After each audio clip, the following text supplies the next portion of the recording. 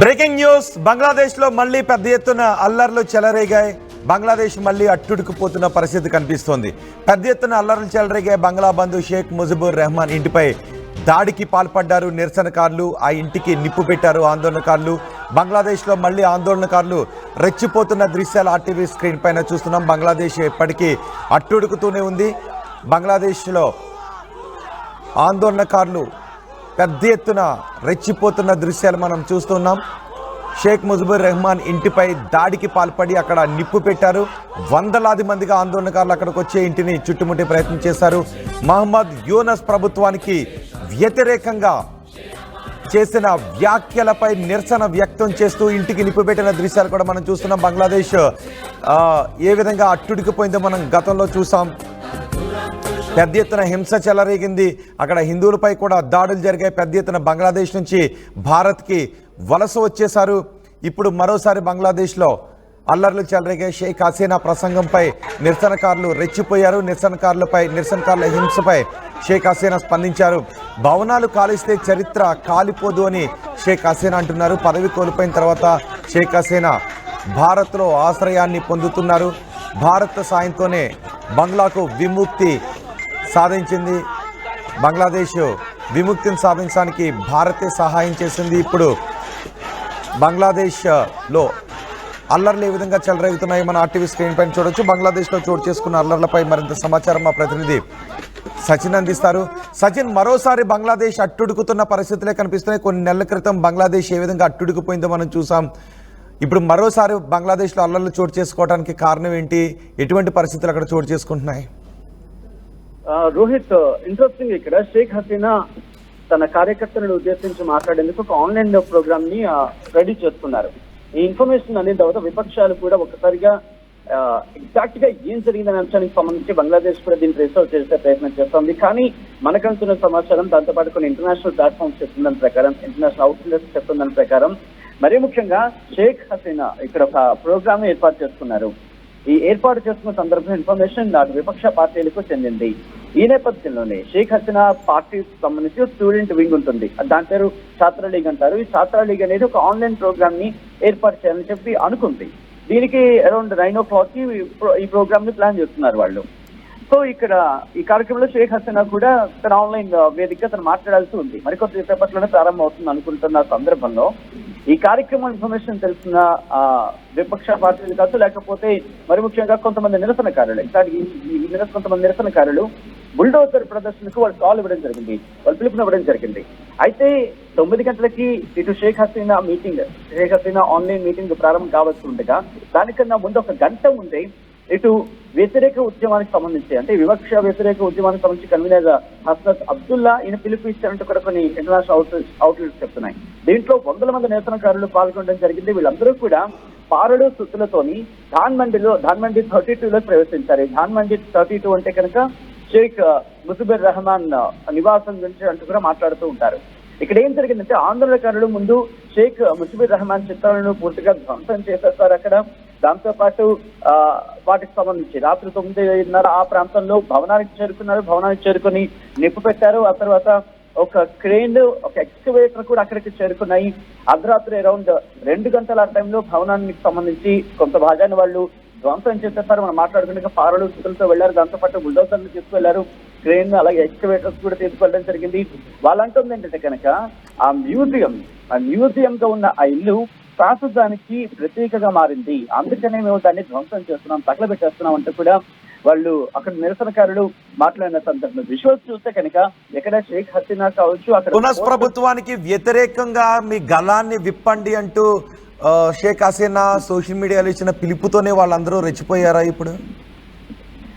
Exact. ఎందుకంటే ఇక్కడ వాళ్ళ మాట ఏంటంటే భారత్ లో ఉంది, బంగ్లాదేశ్ కు వ్యతిరేకంగా షేక్ హసీనా ఇక్కడ ఒక ప్రచారం కావచ్చు, లేకపోతే ఒక కాల్ని ఇవ్వడం జరిగింది, ఒక పిలుపునివ్వడం జరిగింది.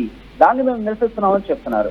షేక్ హసీనా ఒకవేళ ఏమైనా మాట్లాడాలనుకుంటే, ఏమైనా చేయాలనుకుంటే బంగ్లాదేశ్కి వచ్చి చేస్తే బాగుంటుంది, కానీ భారత్ లో కూర్చొని బంగ్లాదేశ్ కి వ్యతిరేకంగా కార్యకలాపాలు నిర్వహిస్తున్నారు, బంగ్లాదేశ్ కి వ్యతిరేకంగా మాట్లాడుతున్నారంటూ కూడా వాళ్ళ ఆగ్రహాన్ని వ్యక్తం చేయడం జరుగుతోంది. వాళ్ళు అంటుంది ఏంటంటే ఇప్పుడు షేక్ ముజిబుర్ రెహమాన్ ఆ ఇల్లు ఏదైతే ఉందో అది పాకిస్తాన్కి ప్రతీక, అందుకే దాన్ని మేము ధ్వంసం చేసేస్తున్నాం అంటూ వాళ్ళు చెప్తున్నారు. ఇన్ఫాక్ట్ ఇదే అంశానికి సంబంధించి మనం కొద్దిసేపు క్రితం మాట్లాడుకున్నట్టుగా హసన్ అబ్దుల్ అనే వ్యక్తి పోస్ట్ చేశారు. సో మీరన్నట్టుగా ఇక్కడ మరీ ముఖ్యంగా షేక్ హసీనా మీద వ్యతిరేకత పెరుగుతోంది. అక్కడ వ్యతిరేకతకు సంబంధించి ఇంకా కంటిన్యూ అవుతుంది అనేది చెప్పడానికి ఇది ఉదాహరణ కింద చెప్పుకోవచ్చు. దాంతో పాటు బంగ్లాదేశ్ ప్రభుత్వం కూడా ఒకటే చెబుతోంది, షేక్ హసీనాను మాకు అప్పగించనంటూ చెబుతున్నప్పటికీ భారతదేశానికి సంబంధించి అవి ఒక విధంగా మాట్లాడితే ద్వైపాక్షిక చర్చల కింద మాట్లాడుకోవచ్చు. ఇంకా ద్వైపాక్షిక చర్చలు జరుగుతున్నాయని అనుకోవాలి. కానీ ఇక్కడ షేక్ హసీనా ఇక్కడ భారత్ లో ఉండి ఒకవేళ మాట్లాడాలనుకుంటే ఇక్కడ బంగ్లాదేశ్కి వచ్చి మాట్లాడండి, ఎందుకంటే మీ మీద కేసులు ఉన్నాయి, దాంతో పాటు మీరు బంగ్లాదేశ్ ని పూర్తిగా నాశనం చేశారు అనేది కొంతమంది ఆందోళనకారులు నిరసనకారులు చెప్తున్నారు. ఈ నేపథ్యంలో మీరు కనుక ఆన్లైన్ ప్లాట్ఫామ్ లో మాట్లాడి మళ్ళీ రెచ్చగొడితే ఇది కరెక్ట్ కాదు. మీరు ఇలా కాల్స్ ఇవ్వడం, బంగ్లాదేశ్ ను పునర్నిర్మించుకోండి, బంగ్లాదేశ్ నేను మళ్ళీ తిరిగి నిర్మిస్తాను, నేనేమి వెళ్ళిపోలేదు. ఎందుకంటే గతంలో కూడా రోహిత్ ఆవిడ ఇదే వ్యాఖ్యలు చేశారు, నేనేమి రాజీనామా చేయలేదు, నేను నన్ను అక్కడి నుంచి ఒక విధంగా చెప్పాలంటే తరిమేస్తారని అర్థం ఒక భావోత్తలా మాట్లాడారు, నా మీద ఇబ్బందికర వాతావరణం సృష్టించారు, నేనేం రాజీనామా చేయలేదు, నేనేం వెళ్ళలేదని అర్థం వచ్చేలా షేక్ హసీనా మాట్లాడిన సందర్భం. సో ఇటువంటి నేపథ్యంలో నేను ఇంకా ప్రధానిగా ఉన్నాను అంటూ కూడా చెప్తున్న సందర్భంగా భావించచ్చు. కానీ నేను అక్కడ పరిస్థితుల రీత్యా నేను బయటకు రావాల్సి వచ్చింది తప్ప లేకపోతే నాకు అటువంటి ఉద్దేశం లేదు. బంగ్లాదేశ్ లో నేను 15 ఏళ్ళు నేను అభివృద్ధి పథంలో తీసుకువెళ్ళాను. కొంతమంది మరి ముఖ్యంగా దీని మీద ఇంటర్నేషనల్ గా కూడా మరి ముఖ్యంగా చెప్పాలంటే అంతర్జాతీయ రాజకీయాల ప్రభావం ఉందంటూ కూడా ఆ పార్టీకి సంబంధించిన నేతలు చెప్పిన సందర్భాన్ని కూడా ఇక్కడ మనం గుర్తు చేసుకోవచ్చు. సో ఈ రోజు అంటే నిన్న రాత్రి 9 గంటల ప్రాంతంలో ఈ సిచ్యువేషన్ జరిగిందనేది అక్కడ మనకు అందుతున్న సమాచారం. అయితే షేక్ హసీనా ఓకే, ఇప్పుడు అల్లర్ల నేపథ్యం ఇప్పుడు కూడా షేక్ హసీనా అంటున్నారు భవనాలను కాల్చినంత మాత్రాన చరిత్ర కాలిపోదు అని ఆమె మళ్ళీ అంటూ ఉన్నారు. సో ఈ నేపథ్యంలో ఈ అల్లర్లు వేటికి దారి తీసే అవకాశం ఉండదు. ఆమె భారత్లో ఉన్నారు, గతంలో భారతదేశానికి చెందిన వారిపై అక్కడ కూడా దాడులు జరిగే వాళ్ళంతా భయభ్రాంతులకు గురయ్యారు. మళ్ళీ ఇప్పుడు షేక్ హసీనా మాటలపై వాళ్ళంతా ఆందోళన చేస్తున్నారు, మీరు భారత్ను వదిలి ఇక్కడికి రండి, ఇక్కడికి వచ్చి మాట్లాడండి అని అంటున్నారు. ఒకవేళ బంగ్లాలను కాలిస్తే చరిత్ర కాలిపోతుందని మళ్ళీ హసీనా అంటున్నారు. సో ఈ వేటికి దారి తీసే అవకాశం ఉంది ఈ పరిణామాలు? ఎందుకంటే అక్కడ చూస్తుంటే వందలాదిగా వేలాదిగా అక్కడికి వచ్చి ఆందోళనకారులు ఆందోళనలో పాల్గొంటున్నారు. ఎగ్జాక్ట్ గా మీరు అంతగా ఈ యొక్క రాజకీయ ప్రకంపన కింద చెప్పుకోవాలి. ఎందుకంటే ఇన్నాళ్ళు నిపుణుల ఉన్న తర్వాత ఏదో అక్కడ మంచిగా అక్కడ అధ్యక్షుడు అక్కడ తాత్కాలిక ప్రభుత్వం ఏర్పడిన తర్వాత ప్రభుత్వం నడుస్తుంది జరుగుతుంది అనుకున్నప్పుడు అక్కడ మధ్యలో కూడా ఒకసారి హింస చెలరేగింది. విద్యార్థులకు సంబంధించి ఒకసారి మళ్ళీ వాళ్ళు ఆందోళనకు సంబంధించి నిరసనకాలు రోడ్డు మీద రావడం జరిగింది. మధ్య జరుగుతున్నప్పటికీ ఇది దీనికి సంబంధించి మాత్రం, ఎందుకంటే అక్కడ ప్రధాని అంటే తాత్కాలిక ప్రభుత్వానికి సంబంధించి మాట్లాడుతున్నప్పుడు కూడా మాట్లాడిన సందర్భంలో విద్యార్థుల ప్రభావం కనిపించింది. కానీ ఇప్పుడు ఇది కరెక్ట్ గా ఇది కంప్లీట్ గా పొలిటికల్ మోటివే కనిపిస్తోంది అంటూ కూడా చర్చ జరుగుతుందంటే అర్థం చేసుకోవచ్చు. కాబట్టి ఇక్కడ షేక్ హసీనా ఇప్పుడు ఇక్కడ నుండి ఒకవేళ మాట్లాడిన అంటే భారతదేశంలో ఉండి మాట్లాడిన సందర్భంలో పెద్దగా ఇంపాక్ట్ చూపించేస్తుంది. కానీ ఇక్కడ తన రాజకీయ ఉనికిని కాపాడుకోవడంలో మాత్రం షేక్ హసీనా ప్రయత్నాలు పావులు కలుస్తున్నారని చెప్పుకోవచ్చు. కానీ దీన్ని మాత్రం ఎక్కడ అడ్రస్ చేసేందుకు కూడా అవకాశం లేకుండా, అడ్రస్ చేసే అవకాశం ఎందుకు ఇస్తున్నానంటే ఇక్కడ 9 గంటలకు ఆన్లైన్ మీటింగ్ లో మాట్లాడితే కనుక బహుశా మహా అయితే ఒక 10 మందో 15 మందో ఎంత చూస్తున్నా ఒక 100 మంది కన్నా ఎక్కువ ఉండే అవకాశం లేదు. కానీ ఆ అవకాశం కూడా షేక్ హసీనా ఇవ్వకూడదని కూడా రాజకీయ ప్రత్యర్థుల ఎత్తుగడ కింద భావించవచ్చు. దీనిని ఇప్పుడు షేక్ హసీనా పార్టీ ఎలా దీన్ని డిఫెన్స్ చేసుకుంటుంది? ఎందుకంటే ఆ మధ్యలో మనం చూస్తాం, నేను ప్రధానిగా రాజీనామా చేయలేదని చెప్పుకొచ్చారు. ఈ రోజు చూసుకుంటే తను మాట్లాడుతున్న సందర్భం మీరు అన్నట్టుగా కాల్చేస్తే చెరిగిపోయేది చరిత్ర కాదు, ఆ చరిత్ర నిలబెట్టిన కథ ఉంది అంటూ కూడా ఆమె చెప్తున్న సందర్భం. కాబట్టి రాజకీయంగా తన ఐడెంటిటీని చూపించుకునే ప్రయత్నం చేస్తోంది, తన ఉనికిని చాటుకునే ప్రయత్నం చేస్తున్నారు షేక్ హసీనా అనుకోవడంలో ఎటువంటి అతిశయోక్తి లేదు. ఎందుకంటే ప్రభుత్వానికి సంబంధించి అక్కడ ప్రత్యర్థి దళం ఉండాలి అనే బహుశా ఒక థాట్ కావచ్చు, లేకపోతే తన ఉనికి కావచ్చు. ఈ 2 అంశాలను కూడా బంగ్లాదేశ్ ప్రజల్లో ఉంచాలి అనే ఒక ఉద్దేశంతోనే షేక్ హసీనా తీసుకున్న తప్పగా భావించాలి. కానీ అక్కడ దీనికి సంబంధించి నిరసన ఆందోళన వ్యక్తం అవడం ఇంట్రెస్టింగ్. ఇప్పుడు దీన్ని ఎలా షేక్ హసీనా డిఫెన్స్ చేస్తారు? ఇక్కడే ఉండి మాట్లాడతారా, లేకపోతే ఆన్లైన్ మీటింగ్స్ నిర్వహిస్తారా, లేకపోతే గతంలో వీడియో రిలీజ్ చేసినట్టుగా వీడియోను రిలీజ్ చేస్తారా? ఒకవేళ అలా చేస్తే కనుక ఇటు భారత్ మీద బంగ్లా ప్రభుత్వం, తాత్కాలిక ప్రభుత్వం ప్రెషర్ పెంచి ఇటు తీసుకెళ్లే ప్రయత్నం జరుగుతుందా? ఒకవేళ ఇక్కడ కానీ సిచ్యువేషన్స్ కనుక ఇలా ఉంటే, ఎందుకంటే బయలాటరల్ గా ఇష్యూస్ మళ్ళీ తలెత్తితాయి, ఇది మళ్ళీ గ్లోబల్ ఇష్యూస్ గా మారే అవకాశం ఉంది, గ్లోబల్ లెవెల్ ఇంపాక్ట్ చూపించే అవకాశం ఉంటుంది. కాబట్టి భారత్ దీన్ని ఎలా డీల్ చేస్తుంది, at the same time Sheikh Hasina ఈ విషయాన్ని ఎలా పరిశీలిస్తారు, ఎలా పరిగణలోకి తీసుకుంటారు, ఇక్కడ ఉండి రాజకీయాలు నడిపిస్తారా, లేకపోతే అక్కడికి వెళ్తే కేసెస్ కి సంబంధించి ఇష్యూస్ మాట్లాడుకోవడం జరుగుతుంది. సో అక్కడ కేసెస్ ని ఫేస్ చేస్తారా, వాళ్ళు అక్కడికి వెళితే కనుక తనకి రాజకీయ ఉనికి ఉంటుందా? ఇవన్నీ కూడా చాలా క్వశ్చన్స్ అయితే మాత్రం ప్రెసెంట్ రైస్ అవుతున్నాయి. రోహిత్. రైట్ సచిన్, బంగ్లాదేశ్లో మరోసారి పెద్ద ఎత్తున అల్లర్లు చెలరేగాయి. గతంలో చెలరేగిన అల్లర్ల నేపథ్యంలో బంగ్లా ప్రధాని షేక్ హసీనా భారత్కు వచ్చేశారు. షేక్ హసీనా ప్రభుత్వంలో ఉన్న ఎంతో మందిని అక్కడే తాత్కాలిక ప్రభుత్వం అరెస్ట్ చేసింది, యుఎస్ ప్రభుత్వం అరెస్ట్ చేసింది. ఇప్పుడు షేక్ హసీనాను కూడా భారత్ నుంచి బంగ్లాదేశ్కు తీసుకుని రావడానికి చాలా ప్రయత్నాలు చేస్తున్నారు. అదే సమయంలో ఇప్పుడు షేక్ హసీనా సోషల్ మీడియా వేదికగా ఒక పిలుపునిచ్చారు.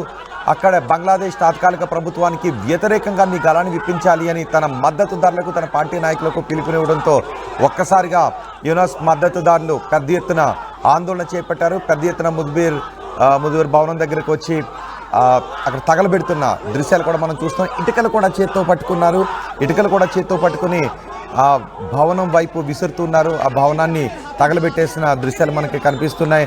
షేక్ ముజిబుర్ రెహమాన్ నివాసం దగ్గరకు దూసుకుని వచ్చి ఆ నివాసం మొత్తాన్ని తగలబెడుతున్న దృశ్యాలు, పెద్ద ఎత్తున భద్రతా బలగాలు కూడా అక్కడికి చేరుకుని నిరసనకారులను అదుపు చేసే ప్రయత్నం చేస్తున్నారు. గతంలో చెలరేగిన అల్లర్ల తర్వాత సాధారణ పౌరులపైన పెద్ద ఎత్తున హింస చెలరేగింది. భారత్ కూడా అక్కడ శాంతి పరిస్థితులు నెలకొనాలి అంటూ విజ్ఞప్తి చేసింది అక్కడి తాత్కాలిక ప్రభుత్వానికి. హసీనాకు మాత్రం భారత ప్రభుత్వం ఇక్కడ ఆశ్రయాన్ని కల్పించింది. బంగ్లాదేశ్ ఏర్పాటులో, బంగ్లాదేశ్ విముక్తిలో భారత్ చేసిన సాయం ఎంతో ఉంది. భారతీయులపై దాడులు సమంజసం కాదు అంటూ భారత ప్రభుత్వం కూడా స్పందించింది. అల్లర్లు చెలరేగిన తర్వాత భారతదేశానికి చెందిన వారిపై పెద్ద ఎత్తున అక్కడ దాడులు కూడా చోటు చేసుకున్నాయి. ఇప్పుడు భారత్లో ఉంటున్న హసీనా సోషల్ మీడియా వేదికగా అక్కడి తాత్కాలిక ప్రభుత్వానికి వ్యతిరేకంగా గళాన్ని విప్పండి అంటూ ఆమె ప్రసంగించడంతో మీరు ఏదైనా ఉంటే బంగ్లాదేశ్కి వచ్చి మాట్లాడాలి, భారత్లో ఉండి కాదు అంటూ అక్కడ ఆందోళనకారులు పెద్ద ఎత్తున ముజిబుర్ నివాసం దగ్గరకు వచ్చి ఆ ముజిబుర్ భవనం పైన నిప్పు పెడుతున్న దృశ్యాలు కూడా మనం చూస్తున్నాం. ఒకసారి అక్కడ ఏం జరుగుతుందో, ఆందోళనకారులు ఏం మాట్లాడుతున్నారో చూద్దాం.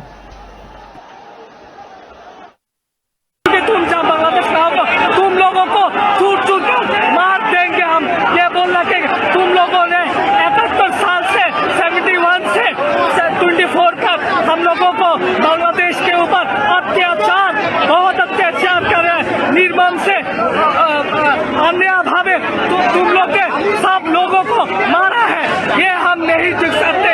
एक का मन रखना, ये शेख हसीना तुम अल्लाह ने फिरौन से भी तुमको खराब मौत देगा, ये सोच रखना। शेख हसीना तुम बच नहीं पाओगे अगर दुनिया में तुम्हारा फैसला नहीं होगा, क़यामत में होगा, इतना खराब होगा कि तुम पूरा पृथ्वी रुका उठेगी। देखिए, अगर कभी भी ऐसा हुआ अगर कभी भी ऐसा हुआ कि बांग्लादेश के ऊपर भारत ने आक्रमण किया है, हम ये आशा करते हैं कि पाकिस्तान हमारा साथ देगा, पाकिस्तान और बाकी मुस्लिम देश हमारा साथ देगा, क्योंकि सब लोग जानते हैं भारत कितना खराब है और बांग्लादेश ये दिखाएगा पूरी दुनिया को कि भारत कितना जालिम है, बांग्लादेश के ऊपर कितना अत्याचार किया है, भारत कितना।